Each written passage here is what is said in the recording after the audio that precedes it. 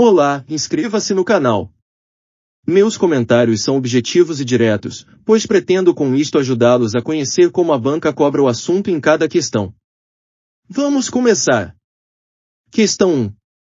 Quando o assunto é sobre os direitos sociais, a República Velha é marcada como um período em que esses direitos foram bastante desrespeitados. Os desrespeitos aos direitos sociais e a existência de uma desigualdade evidente fizeram com que esse período também fosse de luta para muitos que buscavam uma condição de vida mais digna e que estavam insatisfeitos com as ações praticadas pelos governos. As tensões existentes resultaram em diversas revoltas como as citadas a seguir, exceto, letra A, Guerra de Canudos. Letra B. Revolta da Vacina. Letra C. Guerra do Contestado. Letra D. Revolta da Chibata. Letra E. Guerrilha do Araguaia. Vamos pensar por 10 segundos. Caso haja necessidade de mais tempo, pause o vídeo antes de observar a resposta.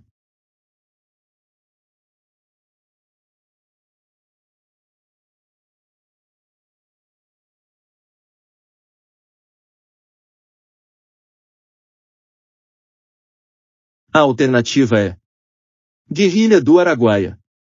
As outras opções estão corretas. A letra A, Guerra de Canudos, foi uma revolta ocorrida entre 1896 e 1897 liderada por Antônio Conselheiro, que buscava criar um arraial onde os valores tradicionais e religiosos pudessem ser preservados. O conflito foi violentamente reprimido pelo governo brasileiro. A letra B, Revolta da Vacina, aconteceu em 1904 no Rio de Janeiro em resposta à obrigatoriedade da vacinação contra a varíola, medida imposta pelo governo do presidente Rodrigues Alves, que gerou revolta na população mais pobre e insatisfeita com as políticas sanitárias. A letra Centésima, Guerra do Contestado, foi um conflito armado entre 1912 e 1916 na região do Contestado, entre Santa Catarina e Paraná, envolvendo poceiros locais, índios cangangues e o governo brasileiro, e empresas privadas. A letra D, Revolta da Chibata, ocorreu em 1910 e foi liderada por marinheiros insatisfeitos com os castigos físicos, chibata, impostos pela Marinha do Brasil. A revolta resultou na abolição dos castigos físicos na Marinha. Note que a Guerrilha do Araguaia, por sua vez, aconteceu entre 1972 e 1975, durante a ditadura militar, e foi uma ação de resistência armada liderada pelo Partido Comunista do Brasil, PCdoB, na região do Araguaia, no sul do Pará. Portanto, não faz parte do contexto da República Velha. A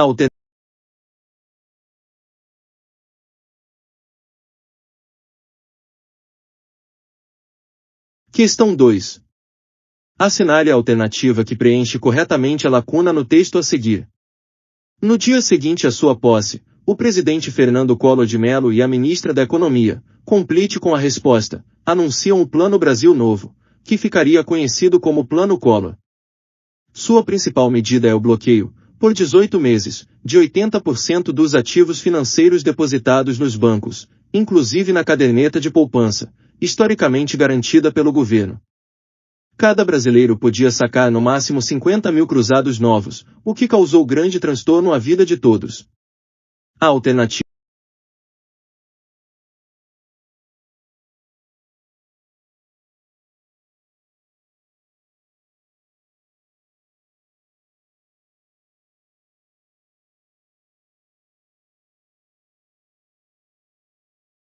correta que preenche a lacuna no texto é letra D, Zélia Cardoso de Mello.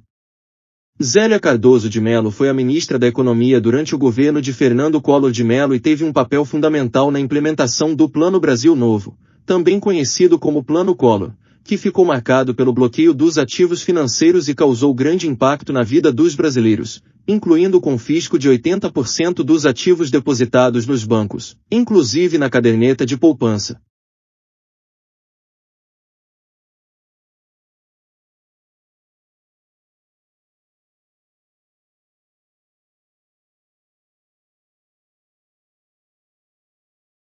Questão 3. Analise as afirmativas sobre o Cerrado e assinale a alternativa correspondente. 1. Também conhecido como savana brasileira, é o segundo maior bioma do Brasil e da América do Sul. 2. É o único bioma da América do Sul a limitar-se com vários outros biomas. Ao norte, faz fronteira com a Amazônia, ao nordeste e a leste, com a Caatinga, a sudeste, faz limite com a Mata Atlântica, e a sudoeste, com o Pantanal. 3. Apesar de ser um bioma bastante extenso, a vegetação do Cerrado possui um aspecto único. Letra A. Todas as afirmativas estão corretas. Letra B. Somente a afirmativa 1 está correta. Letra C. Somente as afirmativas 1 e 2 estão corretas. Letra D. Somente as afirmativas 1 e 3 estão corretas. Letra E. Somente as afirmativas 2 e 3 estão corretas.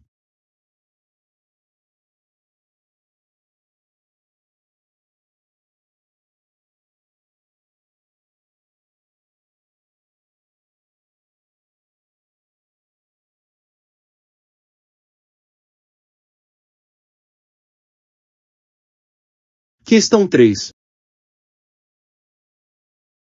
A alternativa correta é a letra C, somente 1 e 2 estão corretas. A alternativa 3 está incorreta, pois por ser um bioma bastante extenso, a vegetação do Cerrado não possui um único aspecto. É possível encontrar, ao longo de sua extensão, diversas fitofisionomias, aspectos da vegetação de uma região, nas quais há uma variedade de tipos de solo, clima e relevo. Questão 4. Analise as afirmativas sobre o governo de Getúlio Vargas e assinale a alternativa correspondente. 1. Vargas enfrentou a atuação de grupos políticos de orientação fascista, como o integralismo, e comunista, como a intentona comunista. Por essa razão, ele acelerou a tomada de medidas autoritárias utilizando-se da justificativa de que elas eram necessárias para conter a ameaça comunista. Essa ameaça comunista o levou a cometer suicídio. 2. Governo constitucional foi a fase mais autoritária da carreira de Getúlio Vargas, o que fez dele o único civil a governar o país durante uma ditadura. 3. O segundo governo de Vargas, que iniciou em 1951, foi democrático, e ele tentou governar dentro dos limites constitucionais. Todavia, a oposição da União Democrática Nacional, UDN, fez com que esse período ficasse marcado por crises políticas. Antes mesmo de ser empossado, a UDN já criava obstáculos para o político gaúcho. Letra A. Somente as afirmativas I e segunda estão corretas. Letra B. Somente as afirmativas I e terceira estão corretas.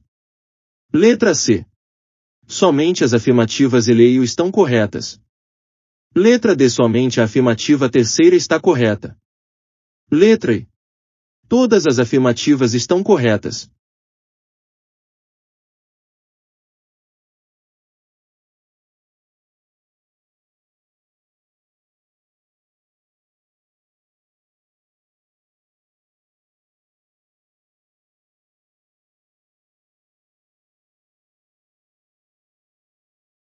A primeira alternativa diz que Vargas enfrentou a atuação de grupos políticos de orientação fascista, como o integralismo, e comunista, como a intentona comunista. Ele adotou medidas autoritárias durante seu governo e justificou algumas delas como necessárias para conter a ameaça comunista. No entanto, Vargas não cometeu suicídio por causa disso. Essa afirmativa está parcialmente correta em relação ao enfrentamento de grupos políticos e medidas autoritárias, mas incorreta quanto ao suicídio.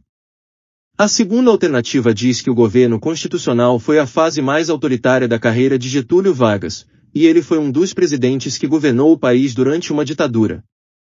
Essa afirmativa está incorreta.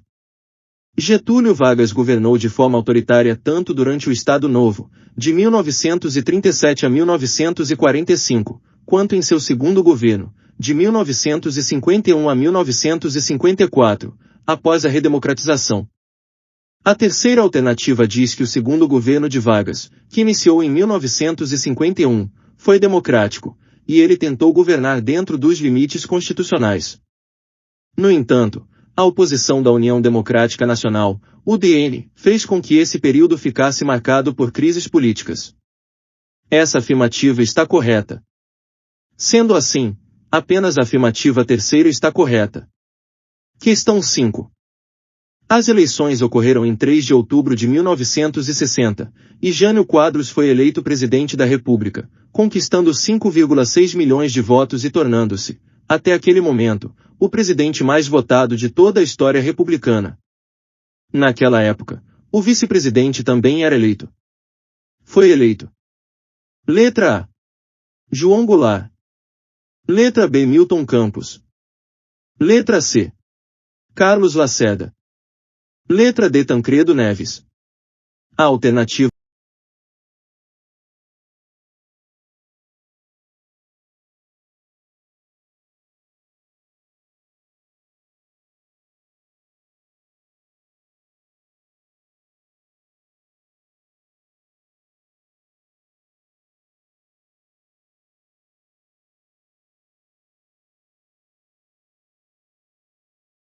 correta é letra A. João Goulart. A posse de Jânio Quadros como presidente da República e João Goulart como vice-presidente aconteceu em 31 de janeiro de 1960, em Brasília. A capital federal ainda não estava totalmente pronta, e o evento aconteceu em meio a poeira e prédios inacabados. Questão 6. Geisel iniciou seu governo com uma abertura política lenta, gradual e segura. Na prática, isso significava a transição para um regime democrático, mantendo os grupos de oposição e movimentos populares excluídos dos processos de decisão política.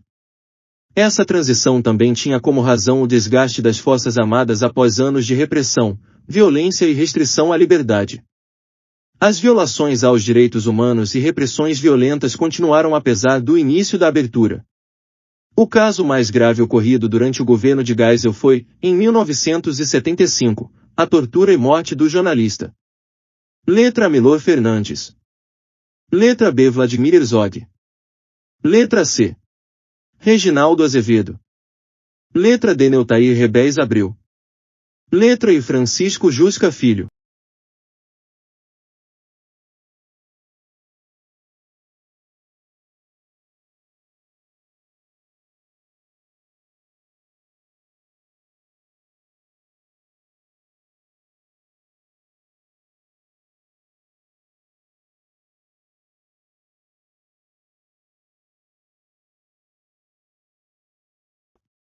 A alternativa correta é letra B. Vladimir Herzog. Vladimir Herzog foi um jornalista brasileiro de origem judaica e diretor de jornalismo da TV Cultura. Ele foi preso e posteriormente assassinado sob tortura em outubro de 1975, durante o governo do presidente Ernesto Geisel, no período da abertura política lenta, gradual e segura. Sua morte tornou-se um símbolo das violações aos direitos humanos e repressões violentas que ocorreram durante o regime militar no Brasil. O episódio ficou conhecido como o caso Vladimir Herzog, e provocou grande comoção e críticas ao regime militar. Questão 7. Impactos ambientais são as consequências das atividades humanas na natureza. A mineração e a agricultura, por exemplo, são atividades econômicas que alteram o meio ambiente. Os impactos ambientais podem ser diminuídos através de ações individuais e coletivas, bem como por meio de leis e políticas ambientais. Algumas ações que podem ser feitas são as citadas a seguir, exceto: letra A. Economia de água. Letra B. Utilização de produtos biodegradáveis. Letra C. Utilização de transportes individuais. Letra D. Separação, descarte adequado e reciclagem do lixo. Letra I. Replantio de floresta em áreas desmatadas.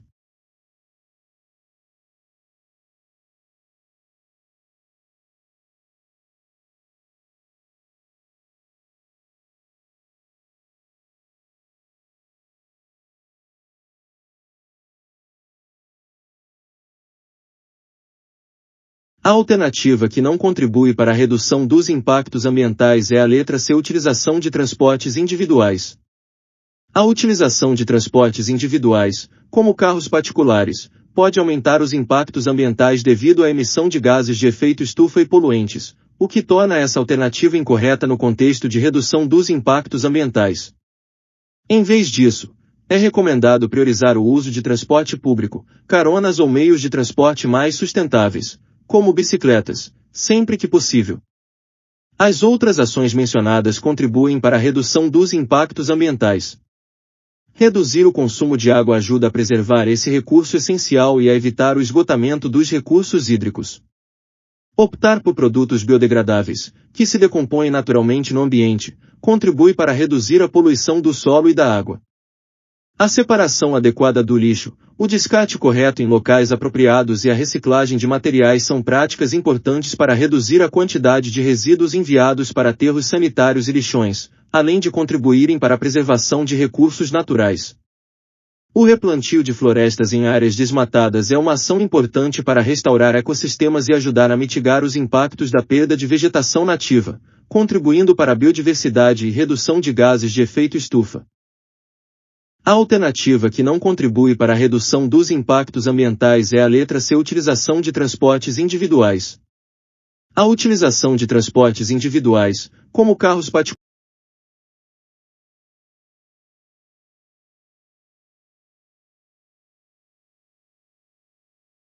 Questão 8.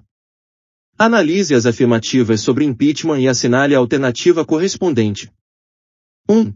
Os casos de impeachment de Dilma e Collor podem ser caracterizados por momento de crise econômica e baixa popularidade dos presidentes. Dilma, no início, contava com ampla base aliada do Congresso, o que foi diminuindo ao longo do julgamento. Já Collor governou com baixo apoio parlamentar. Dilma teve forte apoio de movimentos sociais e de organizações sindicais, como a Central Única dos Trabalhadores, CUT, que organizou manifestações contrárias ao impedimento. Na época de Collor, movimentos e entidades da sociedade foram favoráveis à queda do presidente. 2. O processo de impeachment de Dilma Rousseff teve início em 2 de dezembro de 2015, quando o ex-presidente da Câmara dos Deputados, Eduardo Cunha, deu prosseguimento ao pedido dos juristas Hélio Bicudo, Miguel Reale Júnior e Janaína Pascoal. Com uma duração de 273 dias, o caso se encerrou em 31 de agosto de 2016, tendo como resultado a cassação do mandato, mas sem a perda dos direitos políticos de Dilma. 3. Na sessão iniciada na manhã de 9 de agosto e encerrada na madrugada do dia 10, o plenário decidiu, por 59 votos a 21, que a presidente afastada iria a julgamento. No terceiro dia do julgamento, a presidente Dilma compareceu ao Congresso para se defender e negou ter cometido os crimes de responsabilidade de que foi acusada. Dilma classificou de golpe a aprovação do impeachment e acusou o então vice-presidente, Michel Temer, e o ex-presidente da Câmara, Eduardo Cunha, de conspiração. Letra A. Somente a afirmativa 1 está correta. Letra B. Somente as afirmativas 1 e 2 estão corretas. Letra C. Somente as afirmativas 1 e 3 estão corretas. Letra D. Somente as afirmativas 2 e 3 estão corretas.